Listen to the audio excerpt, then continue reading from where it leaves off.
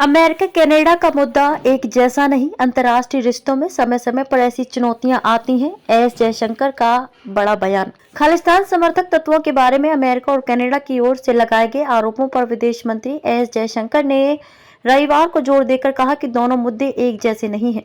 साथ ही कहा कि भारत मामले पर विचार करने के लिए तैयार है। भारत बेहद जिम्मेदार एवं विवेकशील रोटरी इंस्टीट्यूट 2023 कार्यक्रम में अपने संबोधन में जयशंकर ने कहा कि हर कोई जानता है कि भारत एक ऐसा देश है कि वह जो करता है उसके प्रति बेहद जिम्मेदार एवं विवेकशील है और हमारे लिए पूरा मसला यही है कि हम इसे हमेशा कायम रखते हैं।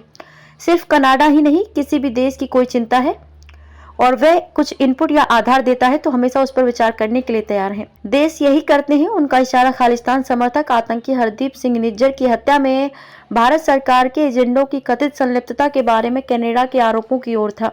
अंतर्राष्ट्रीय रिश्तों में समय समय पर ऐसी चुनौतियां आती हैं। जयशंकर ने आगे कहा कि इसलिए हमने बेहद गंभीरता से कनाडा से कहा कि यह आप पर निर्भर है कि हम इसे आगे बढ़ाएं, इस पर आगे विचार करें या नहीं।